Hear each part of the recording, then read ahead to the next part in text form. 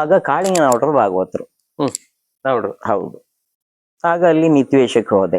ಕಾಳಿಂಗನವಟರ ಜೊತೆಯಲ್ಲಿ ನಮ್ಗೆ 3 ವರ್ಷ ನಮ್ಗೆ ಸಿಕ್ಕಿದ್ರು ತಿರುಗಾಟ.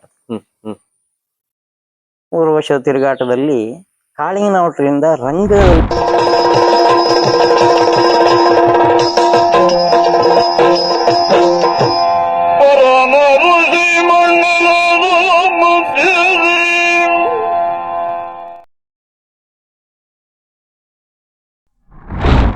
ಆತ್ಮೀಯ ವೀಕ್ಷಕರಿಗೆ ಭಾವಸ್ಪಂದನ ಕಾರ್ಯಕ್ರಮಕ್ಕೆ ಪ್ರೀತಿಯ ಸ್ವಾಗತ. ನಾನು ರಾಜೇಶ್ ಬಾರ್ಕೂರ್. ಭಾವಸ್ಪಂದನ ಸಾಧನೆ ಹಾದಿಯ ಈ ಪಯಣದಲ್ಲಿ ಇಂದು ನಮ್ಮೊಂದಿಗಿದ್ದಾರೆ ಜನಪ್ರಿಯ ಯಕ್ಷಗಾನ ಕಲಾವಿದರು, ಮಂದಾರ್ತಿ ಮೇಳದಲ್ಲಿ ಈಗ ಸೇವೆ ಸಲ್ಲಿಸಿರ್ತಕ್ಕಂಥ ಕಿರಿಯ ಕಲಾವಿದರು. ಅವರ ಊರಿಗೆ ಬಂದೇವೆ. ಅವರ ಊರು ನೀರ್ಜಡ್ಡು, ಮಂದಾರ್ತಿ ಸಮೀಪ ನೀರ್ಜಡ್ಡಲ್ಲಿ ಅವರ ಊರಿದೆ. ಅವರ ಊರಿಗೆ, ಅವರ ಮನೆಯ ಸಮೀಪ ಬಂದೇವೆ. ಅವರ ಸಾಧನೆ ಹಾದಿಯ ಬಗ್ಗೆ ನಾವು ನಿಮಗೆ ತಿಳಿಸ್ಲಿಕ್ಕಿದ್ದೇವೆ. ಈ ವಾರ ಸಂಪೂರ್ಣ ಜನಪ್ರಿಯ ಯಕ್ಷಗಾನ ಕಲಾವಿದರು ಚಂದ್ರಕುಮಾರ್ ನೀರ್ಜಡ್ಡು ಅವರ ಸಂದರ್ಶನ ಪ್ರಸಾರ ಆಗ್ತದೆ. ತಮ್ಗೆಲ್ಲರಿಗೂ ಅವರ ವಿಷಯವನ್ನು ನಾವು ತಿಳಿಸ್ಲಿಕ್ಕಿದ್ದೇವೆ. ಹಾಗೆ ಈ ಭಾವಸ್ಪಂದನ ಕಾರ್ಯಕ್ರಮಕ್ಕೆ ನಿಮ್ಮೆಲ್ಲರ ಪರವಾಗಿ ಪ್ರೀತಿಯಿಂದ ಚಂದ್ರಕುಮಾರ್ ನೀರ್ಜಡ್ಡು ಅವರನ್ನ ಸ್ವಾಗತಿಸೋಣ. ಸರ್, ನಿಮಗೆ ಪ್ರೀತಿಯ ಸ್ವಾಗತ ಸರ್. ನಮಸ್ಕಾರ. ನಮಸ್ತೆ ಸರ್. ಸರ್, ಯಕ್ಷಗಾನ ಕಲಾವಿದರು. ಹೌದು. ಬಹಳಷ್ಟು ವರ್ಷ ಆಯ್ತಲ್ಲ ಸರ್? ಎಷ್ಟು ವರ್ಷ ಸೇವೆ ಸರ್? 41 ವರ್ಷ ಆಯ್ತು. 41 ವರ್ಷಗಳ ಸೇವೆ.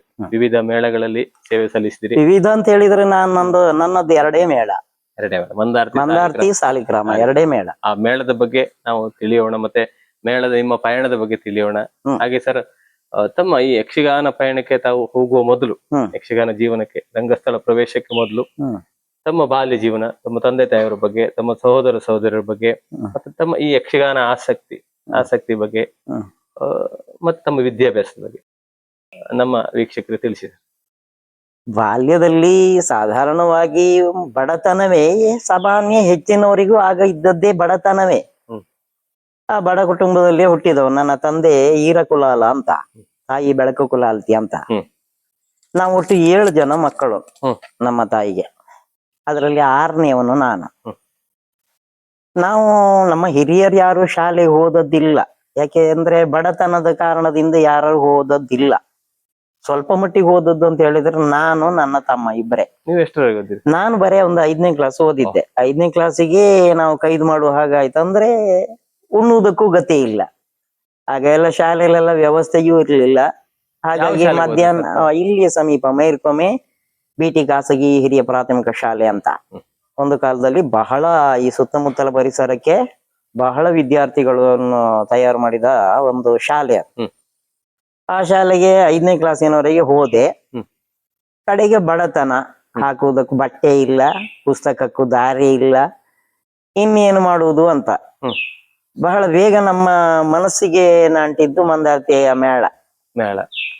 ಯಕ್ಷಗಾನ ಸುತ್ತಮುತ್ತ ಆಗ್ತಾ ಇದ್ದ ಯಕ್ಷಗಾನ ನೋಡ್ತಿದ್ರಿ ತಾವು? ನೋಡ್ತಾ ಇದ್ದೆ. ಆದ್ರೆ ಆ ಯಕ್ಷಗಾನದ ಬಗ್ಗೆ ಒಳಗಿನ ಪರಿಚಯ ನಮ್ಗೆ ಆಗ ಇಲ್ಲ. ಅದರ ಬಣ್ಣದ ಬದುಕಿನ ಕುರಿತಾಗಿ ಒಳಗಿನ ನಮ್ಗೆ ಪರಿಚಯ ಇಲ್ಲದೆ ಇದ್ರು, ಹೊರಗಿನ ಆಕರ್ಷಣೆಗೆ ಬೆರಗಾಗಿ ಇನ್ನೇನು ದಾರಿ, ಮೇಳಕ್ಕೆ ಹೋಗುವುದು ಅಂತ ಮೇಳಕ್ಕೆ ಹೋದೆ. 1 ವರ್ಷ. ಆಗ ಈಗ ಮಂದಾರ್ತಿಯ ಮುಕ್ತೇಸರರಾಗಿದ್ದಂತ ಧನಂಜಯ ಶೆಟ್ಟರ ಮಾವ ಭೋಜು ಹೆಗ್ಡೆ ಅವರು ಯಜಮಾನಿಕೆ. ಆಗ ಒಂದೇ ಮೇಳ ಇತ್ತು. ಆಗ ನಾನು ಮೇಳಕ್ಕೆ ಸೇರ್ಪಡೆ, ಕೋಡಂಗಿ ವೇಷಕ್ಕೆ ನಾನು ಸೇರ್ಪಡೆ ಆದೆ. ಆ ನಂತರ 2ನೇ ವರ್ಷದಲ್ಲಿ ಒಂದು ನಿತ್ಯವೇಷ ಬಾಲಗೋಪಾಲ. ಇದ್ರಲ್ಲಿ ಎಲ್ಲವನ್ನು ನಾನು ಸೇರಿಸಿ ಹೇಳ್ತೇನೆ. ಅಂದ್ರೆ ನಿತ್ಯವೇಷಕ್ಕೆ ಹೋಗುವ ಕಾಲದಲ್ಲಿ ನನಗೆ ಅಷ್ಟರವರೆಗೆ ಹೆಜ್ಜೆ ಕಲಿತವನು ಅಲ್ಲ, ನಾನು ಯಕ್ಷಗಾನದ ತಾಳ ಕಲಿತವನು ಅಲ್ಲ. ಸುರಗಿಕಟ್ಟೆ ಬಸವಗಾಣಿಗರು ಅಂತ ದಿವಂಗತರು ಈಗ. ಆ ಮೊದ್ಲೆಗಾರರು ನಮ್ಮ ಮಂದಾರ್ತಿ ಮೇಳದಲ್ಲಿ ಪ್ರಧಾನ ಮೊದ್ಲೆಗಾರರಾಗಿದ್ರಾಗ ಅವ್ರ ಮನೆಗೆ ಹೋಗಿ ತಾಳ ಕಲಿತೆ. ಆ ನಂತರ ಬಸವ ಮರಕಾಲ ಮುಂಡಾಡಿ ಅಂತ ಈಗ ಯಕ್ಷಗಾನ ಕೇಂದ್ರದಲ್ಲಿ ಗುರುಗಳಾಗಿದ್ರ, ಜೊತೆಗೆ ಮೇಳದ ತಿರುಗಾಟವನ್ನು ನಮ್ಮೊಂದಿಗೆ ಮಾಡ್ತಾ ಇದ್ದವರು ಹೌದು. ಆಗ ಒಂದ್ 2 ವರ್ಷ ಆಯ್ತು. ಈಗ ಕಾಯಮ್ಮ ಉಡುಪಿ ಯಕ್ಷಗಾನ ಕಲಾ ಕೇಂದ್ರದಲ್ಲಿ ಗುರುಗಳಾಗಿದ್ರು. ಅವರು ಹೆಜ್ಜೆ ಕಲಿಸಿಕೊಟ್ರು. ಈ ಇಬ್ಬರು ಈ ಇಬ್ಬರು ಗುರುಗಳಿಂದ ತಾಳ ಮತ್ತೆ ಹೆಜ್ಜೆಯನ್ನ ಕಲಿತೆ. 2ನೇ ವರ್ಷಕ್ಕೆ ಬಾಲಗೋಪಾಲ ವೇಷಕ್ಕೆ ಮಂದಾರ್ತಿ ಮೇಳಕ್ಕೆ ಹೋದೆ. 2 ವರ್ಷದ ತಿರುಗಾಟ ಮಂದಾರ್ತಿಯಲ್ಲಿ ಕಳೆಯಿತು. ಆಗ ನಡೆದುಕೊಂಡು ಹೋಗುವ ಕಾಲ. ಯಾವುದೇ ವಾಹನದ ಸೌಕರ್ಯ ಇರಲಿಲ್ಲ. ದಿನಕ್ಕೆ 2 ರೂಪಾಯಿ ಸಂಬಳ ಕೊಡ್ತಿದ್ರು ಆಗ. ಆ ನಂತರ 3ನೇ ವರ್ಷಕ್ಕೆ ನಾನು ಸಾಲಿಗ್ರಾಮ ಮೇಳಕ್ಕೆ ಸೇರ್ಪಡೆ ಆದೆ. ಸಾಲಿಗ್ರಾಮ ಮೇಳಕ್ಕಂದ್ರೆ ಈಗ ಸೋಮನಾಥ್ ಹೆಗ್ಡೆ ಅವರು ತೀರಿ ಹೋದ ನಂತರ ಕಿಶನ್ ಅವ್ರ ಮಗ ಕಿಶನ್ ಹೆಗ್ಡೆ ಅವರ ಯಜಮಾನಿಕೆಯ ಕಾಲ, ಹೊಸತರ ಕಾಲ ಇರ್ಬೇಕು. ಅದಕ್ಕೂ ಹಿಂದಿನದ್ದು ನನಗೆ ಗೊತ್ತಿಲ್ಲ. ಅಂದ್ರೆ ಅವರು ಯಜಮಾನಿಕೆಗೆ ಬಂದು ಎಷ್ಟು ವರ್ಷ ಆಯ್ತು. ಆಗ ಕಾಳಿಂಗನಗೌಡರು ಭಾಗವತರು. ಹೌದು. ಆಗ ಅಲ್ಲಿ ನಿತ್ಯವೇಷಕ್ಕೆ ಹೋದೆ. ಕಾಳಿಂಗನಗೌಡರ ಜೊತೆಯಲ್ಲಿ ನಮ್ಗೆ 3 ವರ್ಷ ನಮ್ಗೆ ಸಿಕ್ಕಿದ್ರು ತಿರುಗಾಟ. 3 ವರ್ಷದ ತಿರುಗಾಟದಲ್ಲಿ ಕಾಳಿಂಗನಗೌಡರಿಂದ ರಂಗದಲ್ಲಿ ನಾವು ಕಲಿಬೇಕಾದ್ದು ಬಹಳವನ್ನ ನಾವು ಕಲಿತಿದ್ದೇವೆ ಎನ್ನುವುದಕ್ಕಿಂತ ಅವರು ನಮಗೆ ಕಲಿಸಿದ್ದಾರೆ. ಅವರದ್ದಾದ ಒಂದು ವಿಶಿಷ್ಟವಾದ ಒಂದು ಪ್ರತಿಭೆ ಅಂತ ಹೇಳಿದ್ರೆ, ಯಾವುದೇ ಕಲಾವಿದನಿಗೆ ಹೀಗ್ ಮಾಡು ಅಂತ ಹೇಳಿ ಕೊಡುವುದಿಲ್ಲ. ಅವ ಹೇಗ್ ಮಾಡ್ಬೇಕು ಎನ್ನುವುದನ್ನು ರಂಗದಲ್ಲಿ ಅವರೇ ಮಾಡಿಸ್ತಾ ಇದ್ರು. ಇದು ಸಾಧಾರಣ ಯಾವ ಭಾಗವತರಲ್ಲಿಯೂ ಇಲ್ಲದೆ ಇದ್ದದ್ದು. ಈ ಕಲಾವಿದ ಹೀಗೆ ಮಾಡ್ಬೇಕು ಅನ್ನುವುದನ್ನ ಅವರಾಗಿಯೇ ಮಾಡಿಸ್ತಾ ಇದ್ರು, ಹೇಳಿ ಮಾಡಿಸುವುದಲ್ಲ. ಅದೊಂದು ಬದುಕಿನಲ್ಲಿ ಒಂದು ರೀತಿಯ ಧನ್ಯತೆ ನನಗೆ. ಯಾಕೆ ಹೇಳಿದ್ರೆ, ಯಕ್ಷಗಾನದ ಯುಗ ಪ್ರವರ್ತಕ ಅಂತ ಹೆಸರು ಮಾಡಿದಂತ ಕಾಳಿಂಗನಗೌಡರು ಅವ್ರ ಜೊತೆಲಿ ನಾನೊಂದು ಕನಿಷ್ಠ ಆದ್ರೂ ಒಂದು 3 ವರ್ಷನಾದ್ರೂ ತಿರುಗಾಟ ಮಾಡಿದ್ದೇನೆ ಅಂತ ಹೇಳುವುದಕ್ಕೆ ಬಹಳ ಹೆಮ್ಮೆ ನಮ್ಗೆ. ಯಕ್ಷಗಾನದ ಒಂದು ಅನರ್ಘ್ಯ ರತ್ನ ಅದು. ಏನ್ ಮಾತಾಡ್ತಿದ್ರು ಸರ್, ಹೇಗಿದ್ರು ಅವರು ನಿಮ್ಮ ಜೊತೆ? ನಮ್ಮ ಜೊತೆ ಬಾಂಧವ್ಯಕ್ಕೆ ಎಲ್ಲ ನಾವು ಬಹಳ ಎಳೆಯವರು. ಹೆಚ್ಚು ಕೇಳಿದ್ರೆ ನಮಗ ಅವ್ರು ಎದುರಿ ಹೋಗುದಕ್ಕೆ ಭಯ ಆಗ್ತಾ ಇತ್ತು. ನನಗೊಂದು 11ಕ್ಕೆ ಮೇಳಕ್ಕೆ ಸೇರಿದೆ. 12, 13, 14, 15ರ ಒಳಗೆ. ಬಾಂಧವ್ಯದ ಸಲುಗೆ ಇದೆಲ್ಲ ನಮ್ಗೆ ಬಹಳ ನೋಡಿಯೇ ನಮ್ಗೆ ಭಯ ಆಗ್ತಾ ಇತ್ತು. ಯಾಕೆ ಹೇಳಿದ್ರೆ ಕಾಳಿಂಗನಗೌಡ್ರ ಹತ್ರ ಮಾತನಾಡುವುದಕ್ಕೆ ನಮ್ಗೆ ಭಯ ಆಗ್ತಾ ಇತ್ತು, ಎದುರಿ ಸಿಕ್ಕಿದ್ರು. ಇನ್ನೆಲ್ಲಿಯಾದ್ರೂ ಅವರೇ ಮಾತನಾಡಿಸಿದ್ರೆ ಇಷ್ಟ ಅಂತ ಕೇಳಿದ್ರೆ ಅದೊಂದ್ ತರದ ನಮ್ಗೂ ಹೆಮ್ಮೆ.